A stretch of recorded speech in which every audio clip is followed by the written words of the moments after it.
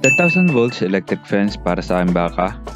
Bakit nga ba ako gumagamit nito? Na-maximize natin yung ating pasture. Ano ang advantages nito? Samahan niyo akong ilabas sa training paddock si John B. At talagang excited na yan sa tagal ba naman yan na nasa training paddock at dayami lang kinakain. Tara!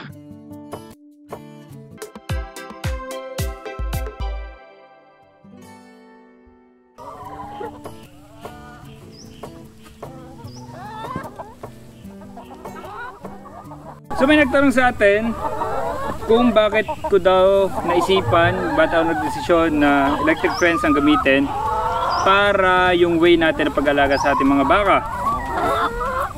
So na-explain ko na ito sa mga nakaraan nating video, pero basically gusto natin ma-maximize yung pasture natin dito sa farm, lalo ito ay limited, lalo na pag summer.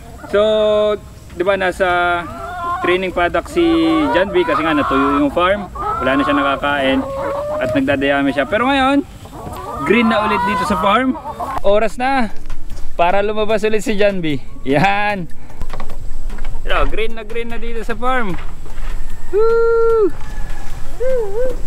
Drone shot. Ayun, si John B. Set up natin yung paddock niya at ilalabas ulit natin siya.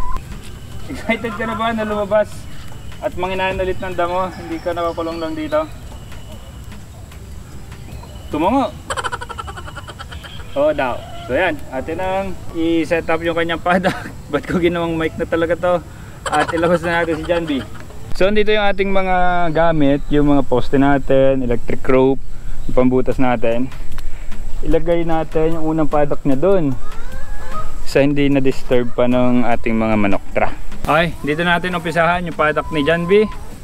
First step, linisin yung paglalagay ng paddock.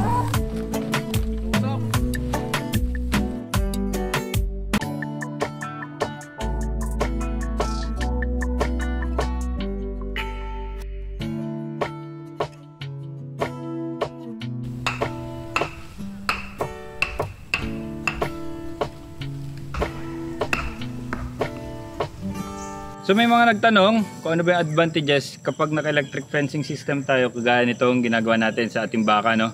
So isang advantage ay na-maximize natin yung ating pasture. So di ba ang dami nating nahakot na basura kanina. Ibig sabihin naalis natin yung mga pumapandong dun sa lupa kung saan should be tumubo yung ating damo na magiging pagkain ng ating mga baka, kambing at syempre yung ating mga manok. Ang mga poste, si John po lang bahala.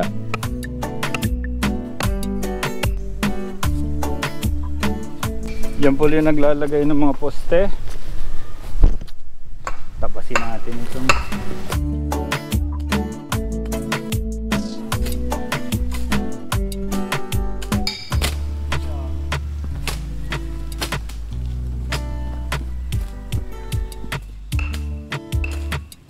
so ito paddock natin pang 3 araw na to.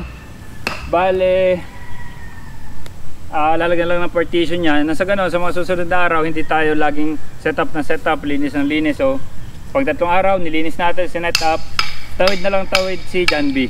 Yan. Isa pang advantage nito ay hindi na under forage or over forage yung bawat part ng ating pasture. Ay nga lumilipat araw-araw yung ating baka, ibig sabihin hindi niya na-stamp yung mga part ng ating mga damo na pag nangyari din yun, mahirapang makatubo yung ating mga damo. Maliliit yung pagtubo niya sa rotation ng ating baka dito sa buong farm. Oras na para sa electric rope natin. Yung ating DIY na reel. So pag tapos pag magtitiklop tayo. DIY!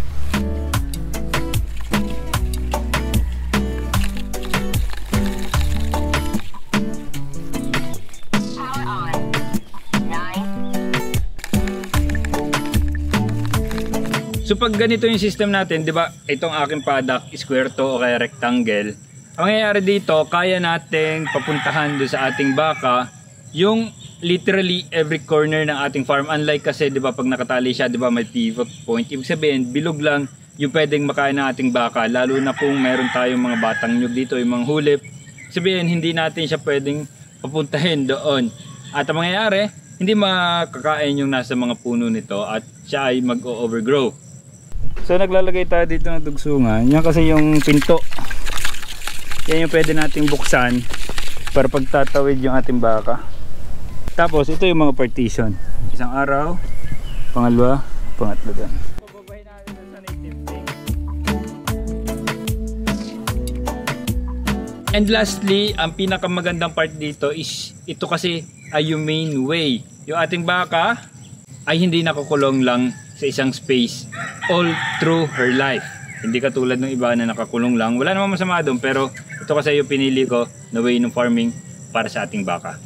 Then dito papasok si Janvi. Pag nilagay natin siya dito. Another advantage natin, syempre, yung dumi ng ating baka kasama nung dumi ng ating mga manok, nagiging fertilizer siya ng ating pasture na magiging nutrients nung mga damo na eventually tutubo and kakainin ulit ng ating mga hayop. So nagiging cycle siya para magkaroon ng sustainable na pagkain yung ating mga alaga. Ang nagiging disadvantage lang syempre kapag summer na natutuyo talaga siya kasi hindi ganun kaganda yung lupa dito sa farm. May mangga pa na dala sa Jampula. Quick quiz tayo. Kapag ang puno nasa lupa ng kapitbahay tapos ang bunga ay nasa tapat namin, kanino talaga yung bunga? Hindi, joke lang. Ganun talaga dito sa probinsya.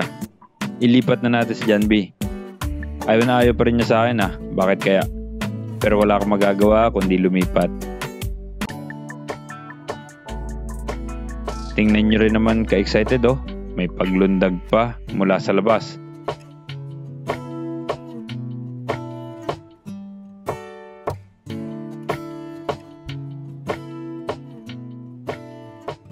At lalo na nung pagpasok niya sa loob. Okay, kain ka na dyan. Ayaw na niya ng molasses sa batya. Priority na niya ang damo ngayon. Namiss niya ata.